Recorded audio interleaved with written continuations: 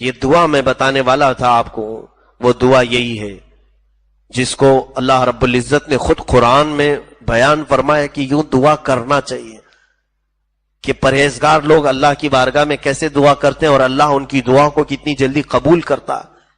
پرہیزگاروں نے یہ دعا کیا تھا، اے ہمارے رب، جس کو تو نے دوزخ میں داخل کیا اس کو بڑا ذلیل کیا، تو نے جس کو دوزخ میں داخل کیا ہے اس کو بڑا رسوا کیا تو نے، وما للظالمین من انصار، اور ظالموں کا کون مددگار؟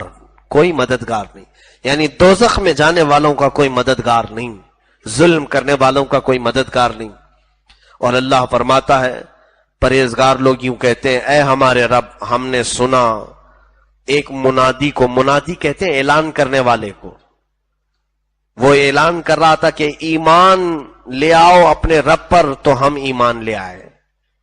کبھی بھی دعا میں یوں کہنا کہ اللہ، ہم نے ایک اعلان کرنے والے کو سنا کہ وہ کہہ رہا ہے کہ اپنے رب پر ایمان لاؤ، تو ہم ایمان لائے۔ تو یہ کون لوگ کہتے ہیں اور یہ اعلان کرنے والا کون ہے؟ اعلان کرنے والی ذات محمد رسول اللہ صلی اللہ علیہ وسلم۔ ہم ایمان لائے ہیں ان کے اعلان پر۔ حضور نے فرمایا کہ تمہارا رب ہے، تو ہمیں پتا چلا۔ اللہ کی معرفت ہمیں کون سکھایا ہے؟ قرآن کس کے ذریعے سے آیا؟ اللہ کے رسول صلی اللہ علیہ وسلم۔ رب تبارک و تعالیٰ نے اپنے نبی کو ہمارے درمیان مبعوث فرمایا اور واسطہ بنایا، وسیلہ بنایا ایمان دینے کے لیے۔ تو کبھی بھی اللہ کی بارگاہ میں یوں عرض کرنا کہ مولا، اعلان کرنے والے رسول نے کہا کہ اپنے رب پر ایمان لاؤ، تو ہم ایمان لے آئے۔ ہم نے تجھے دیکھا نہیں مولا، تیرے رسول نے کہا تو ہم ایمان لے آئے۔ اب آگے یوں کہو، اب ہم تجھے بغیر دیکھے ایمان لائے ہیں، ربنا فاغفر لنا ذنوبنا، تو مولا اب تو ہمارے گناہوں کی بخشش بھی کر دے، وکفر عنا سیئاتنا، اور ہماری جو برائیاں ہو چکی انہیں مٹا دے، وتوفنا مع الابرار، اور نیک لوگوں کے ساتھ ہماری موت عطا کر۔ یہ دعا ہے، نیکوں کے ساتھ، اچھوں کے ساتھ ہماری موت فرما۔ اس آیت میں ایک بہت بڑا نکتہ ہمیں نظر آتا ہے۔ اللہ نے یہ کیوں دعا کے شروع میں فرمایا کہ یوں کہو کہ ہم ایمان لائے ایک ندا کرنے والے کے اعلان پر؟ توجہ چاہتا ہوں، دعا کس سے کرنا رہتا ہے ہمیں؟ اللہ سے ڈائریکٹ۔ اللہ تعالیٰ یہ فرماتا کہ اے بندو مجھ سے یوں کہو، اے ہمارے رب، گناہوں کی تو بخشش کر دے، برائیوں کو مٹا دے، اور نیکوں کے ساتھ موت عطا کر۔ نہیں، مولا نے اس سے پہلے ایک آیت میں یہ فرمایا، یوں کہو کہ اے ہمارے رب، ایک اعلان کرنے والے کی بات پر ہم تجھ پر ایمان لائے ہیں۔ اس کا مطلب یہ ہوا کہ جب بھی رب سے مانگا جائے رسول کا واسطہ لیا جائے، رسول کریم صلی اللہ علیہ وسلم کا ذکر ہو۔ اے رب قدیر، تیرے رسول نے ہمیں بتایا ہے کہ تو جواد ہے، تیرے رسول نے ہمیں بتایا ہے کہ تو ستار ہے، تو غفار ہے۔ تو جب یہ ذکر آئے گا تو دعا کا طریقہ ہی دیکھیں۔ اسی لیے صحابہ کرام سے جو معاملات ہوتے تھے، آپ دیکھیں، کسی سے زنا ہوا ہے، کسی سے چوری ہوئی ہے، کسی سے کوئی خطا ہوئی ہے، بخشنے والا کون ہے؟ اللہ رب العزت ہے۔ لیکن یہ صحابہ پہلے رسول اللہ کے پاس آتے تھے، حضور آپ فرما دیں کہ اس گناہ پر مجھے کیا کرنا ہے، کیونکہ قرآن میں بھی یہی ہے کہ جب اے لوگو تم اپنی جانوں پر ظلم کر لو تو اب میرے رسول کے پاس آ جاؤ، اور اگر رسول تمہارے لیے سفارش کر دے تو مولا بھی تمہاری توبہ قبول کرے گا۔ دعاؤں میں میرے نبی صلی اللہ تعالی علیہ وسلم کو واسطہ بناؤ۔ حقیقت میں یہاں پر اس وسیلے کے مسئلے کو اس سے قبل بھی بتایا ہوں، کئی لوگ اس سے اختلاف کرتے ہیں۔ مجھے حیرت ہوتی ہے، تعجب ہوتا ہے کہ بعض لوگوں نے یہ سمجھا کہ وسیلہ لینا حرام ہے، اور بعض نے یہ سمجھا کہ وسیلہ لینا واجب ہے۔ دونوں بھی غلط ہے، دونوں بھی۔ اگر ہم میں سے اہل سنت و جماعت میں سے، سنیوں میں سے کوئی یہ کہتا ہے کہ وسیلہ لینا فرض ہے یا واجب ہے تو غلط کہتا ہے، مستحب ہے۔ اللہ رب العزت قرآن میں فرماتا ہے تم مجھے پکارو میں تمہاری پکار کو سنتا ہوں، لیکن مستحب طریقہ اس نے قرآن میں فرمایا وَابْتَغُوا إِلَيْهِ الْوَسِيلَةَ، اس تک پہنچنے کے لیے کوئی وسیلہ لے لو، اچھا ہے۔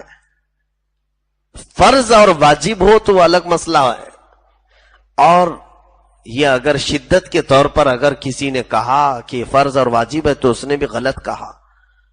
اور ایک کچھ جماعتوں والے جیسے بعض مکتبہ فکر کے لوگ یہ کہتے ہیں کہ وسیلہ لینا بالکل حرام ہے، یہ بھی غلط ہے۔ کسی چیز کو شدت کے ساتھ تم حرام کیسے کہہ رہے ہو؟ حرام نہیں اور نہ ہی فرض و واجب ہے، یہیں جا کر کے دو جماعتوں میں اختلاف ہوتا ہے۔ یہ مستحب ہے، میں یہ کہتا ہوں میری جانب سے وسیلہ لینا مستحب ہے، جو وسیلہ لے کر دعا کرے گا تو اچھا ہے، اور جو نہیں لینا چاہتا تو ہمارا اس سے کوئی اعتراض نہیں۔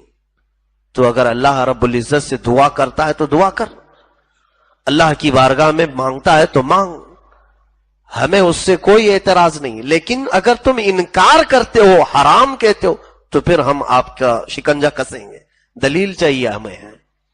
تم حرام کہتے ہو تو دلیل کہاں ہے؟ دلیل تمہارے پاس نہیں۔ اور ایک بات یہ بھی یاد رکھنا، میں فرض اور واجب بھی نہیں کہتا، مستحب ہے۔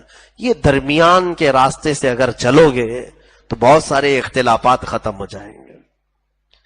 کئی جگہ پر شدت نے آ کر لوگوں کے درمیان دراڑیں پیدا کی۔ خیر، یہاں قرآن کی اس آیت سے میں نے آپ کو بتایا کہ اللہ رب العزت نے یہ دعا سکھائی ہے، لیکن یہ بھی فرمایا کہ جو پرہیزگار ہیں وہ یوں کہتے ہیں کہ مولا ہم نے رسول کے اعلان پر تیرے رب ہونے کا اقرار کیا، تجھ پر ایمان لائے، اب تو ہماری بخشش فرما۔ تو دیکھیں دعا کرنے کا تمہید ایسے طریقہ ایسے بتایا گیا کہ رسول کا ذکر کرو، کہ رسول نے ہمیں بتایا ہے۔ اب کبھی گناہوں کی بخشش کا سوال کرنا ہے تو یوں کہو، ظاہر سی بات ہے آپ ڈائریکٹ اللہ کو غفار کہہ سکتے ہیں کہ نہیں؟ وہ غفار ہے۔ ستار کہہ سکتے ہیں کہ نہیں؟ وہ ستار ہے۔ آپ اسے کہیں تو غفار ہے مولا میرے گناہوں کی بخشش کر، تو ستار ہے میرے گناہوں کی پردہ پوشی کر۔ ستار چھپانے والا، غفار بخشنے والا۔ لیکن میں ایک طریقہ آپ کو یہ بتا رہا ہوں، یوں کہو اے مولا تیرے رسول نے بتایا ہے کہ تو غفار ہے، لہذا ہماری مغفرت فرما۔ تیرے رسول نے بتایا ہے کہ تو ستار ہے، تو ہماری پردہ پوشی فرما۔ یہ دعا کا ایک احسن طریقہ ہے، ایک مستحب طریقہ ہے، اس میں بات پاورفل ہوتی ہے۔ رسول کریم صلی اللہ تعالی علیہ وسلم کا ذکر جمیل آ جائے تو مولا تبارک و تعالی اس بندے کی دعا کو رد نہیں فرماتا، رد نہیں فرماتا۔ مثال ایسی ہی سمجھ لیں، بلا تشبیہ و بلا تمثیل، میں اللہ اور اس کے رسول کو مثالوں سے نہیں سمجھا سکتا، ہاں بس تمہارے ذہن کو قریب کرنے کے لیے کوئی مثال دے سکتا ہوں۔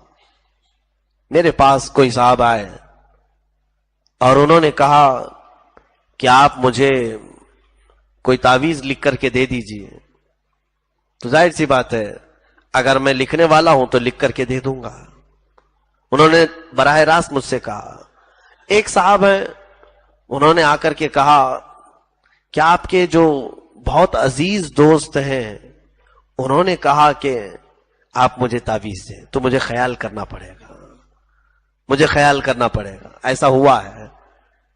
ایک صاحب آئے، انہوں نے کہا کہ آپ کے استاد ہیں، آپ کے بھائی ہیں، انہوں نے مجھے بھیجا ہے، تو مجھے دوسرے کام چھوڑ کر کے اسے دیکھنا پڑا، کیونکہ بات یہاں دوسرے جو چیز مانگنے آئے تھے وہی چیز وہ بھی مانگنے آیا ہے، لیکن اس نے کسی اور کا ذکر کیا۔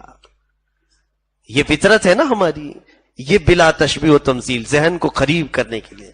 یقیناً پوری دنیا مانگ رہی ہو رب تعالیٰ سے، اے مولا تو اولاد عطا کر، میرے گھر تو روزی عطا کر، مانگ رہی، تم بھی مانگو۔ لیکن میں نے یہ طریقہ بتایا، اللہ سے یوں کہو اے مولا تیرے رسول نے بتایا کہ تو رزاق ہے، مجھے رزق دے دے۔ تیرے رسول نے ہمیں بتایا ہے کہ تو وہاب ہے، اولاد عطا کرتا ہے، مجھے اولاد دے دے۔